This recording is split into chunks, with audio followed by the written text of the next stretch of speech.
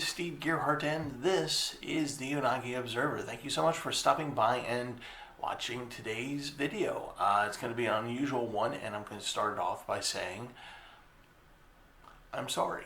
So, long story short, there's what we do online, and of course there's the personal life that happens.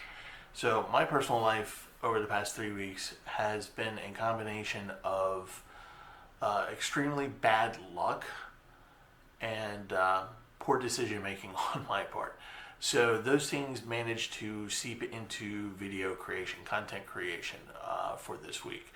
For those of us who do YouTube videos or vlogs or something like that, we all know that it can be difficult to make content sometimes, and sometimes it's almost impossible. This past week is an example of that for me. So I apologize for the fact that my bad luck and my poor decision making has made the video that I am about to present to you today. Again, I apologize.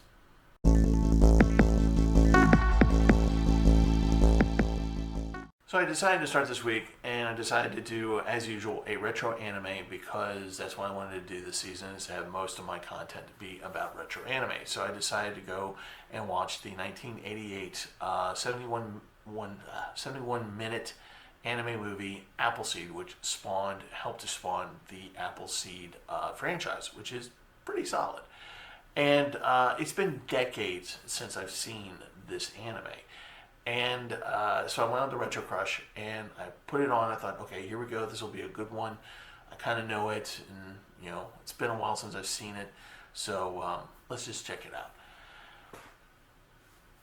By the end of it, I determined that it had not aged well at all.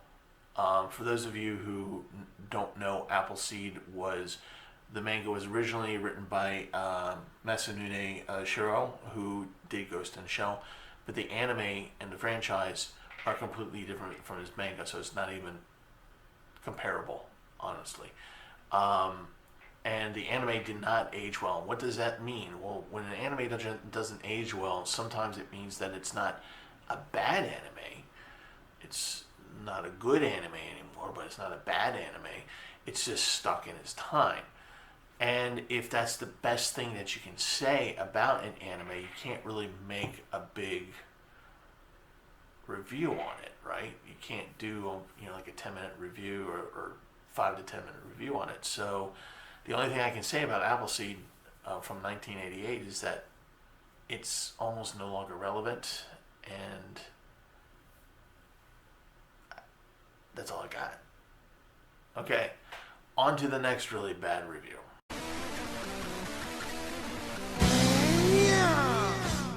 When it comes to live-action Japanese movies, I kind of tend towards crime dramas, cop dramas, not just the period stuff, but those as well. And if you watch crime dramas or police dramas, there's one actor that comes out, and his name is Beat Takeshi, and he's a really unique actor. He's got a little bit of a comedy element to him. And he's been in a lot of stuff. Now, I happen to know there was a movie that I didn't know that much about. I think I've seen part of it, but I was really excited to watch it because I haven't seen the whole thing. It's called Violent Cop. I found it on Canopy. And I thought, okay, since I can't really do an Appleseed review because the review is just basically, it didn't age well, and that's all I can say about it, I thought, well, okay, here we go. I'll just do a live action review of this movie. So I watched Violent Cop, and this is what I came up with. It's a movie. It's not good. It's not bad. Maybe a couple interesting shots. But it literally just exists. That's it. That's all I got for it. I don't have anything more to say about it. It's a Pete Takeshi movie, and it just exists. And it's utterly, I don't know if it's... That's all I got. It just exists. So, again, if that's the only review that I can come up with, that to try to, I can't sway you to watch a movie that I have no feelings about, just like Appleseed. It just didn't age well, and I just have no feeling about it, and so I can't really do a review if I don't feel strongly one way or the other. I can't even say to you, for either of these two, for either Violent Cop or Appleseed. I can't even say to you, watch it to make fun of it. I can't even say that. It's just, they just exist. So, again, there's another bad review. Take it for what it is.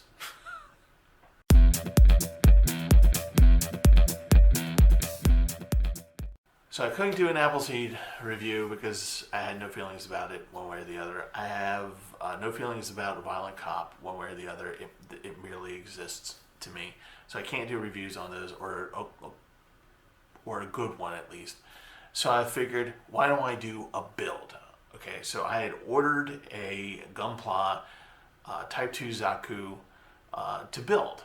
And originally I wasn't going to make a video. I was just going to do it just for fun for myself. And I was just like, well, since I'm running out of time and these two things, Appleseed and Violent Cop, didn't work out for me, maybe I'll just do a build video. That's fun. I've never done one before. Let's do a build video. I should be getting that model kit here any day now.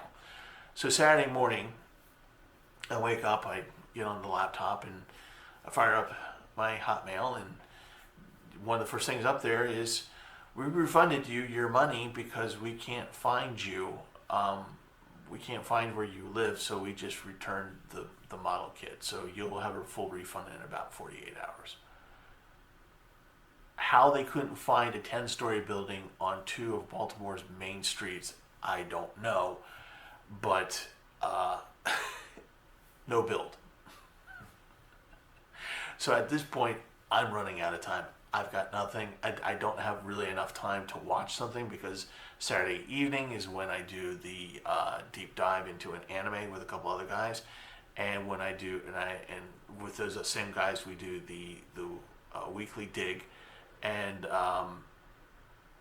so there's no time, right? So I went on to the last thing that I tried to do.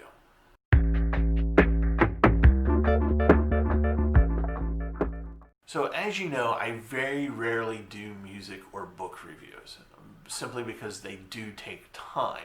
All right, so the book that I chose, and I cannot believe my stupidity in choosing this book, and I'll explain in a moment. Again, my bad luck and poor choices. Is a book that I own. It's called Wrong About Japan by Peter Carey. I don't know if you can see that, but that's the book. Peter Carey is a known author. He's written other things. He's won the Booker Prize. He's a pretty decent essayist, not really a book writer.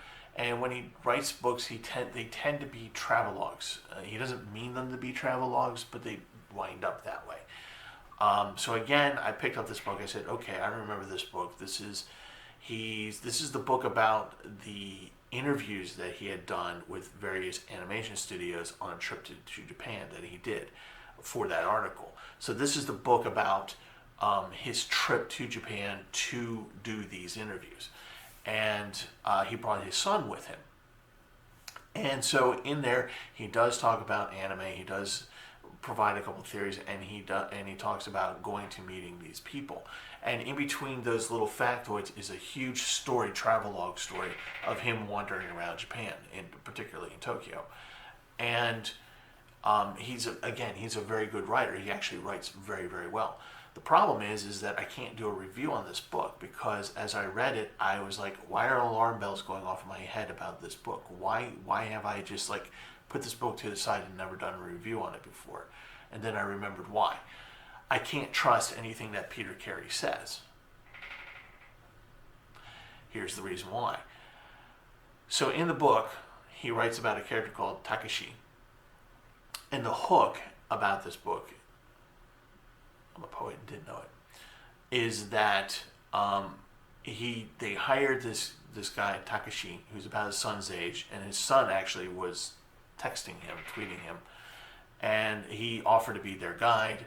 And so there's this whole understory of Takashi and his relationship with the father and son and navigating Tokyo.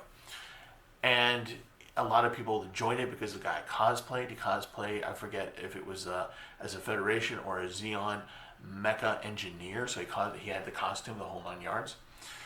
And it was very, very interesting. And the problem was that the reason why you can't trust anything about it is that a couple of years after the book was written, Peter Carey came out and said, "Oh yeah, I totally made that character up. He's totally fictional." And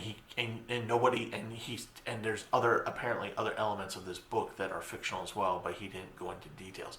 The interviews did happen. The article based on those interviews did happen, but the rest of the book is the best review that I can give you was just that description and the fact that you can't trust anything that is written in this book. It's a good read, but you can't trust anything. So why bother doing a review on a book that you don't know half of it's true or not? So this part of the video is actually the closest thing to a decent review that I was able to come up with. So there you go.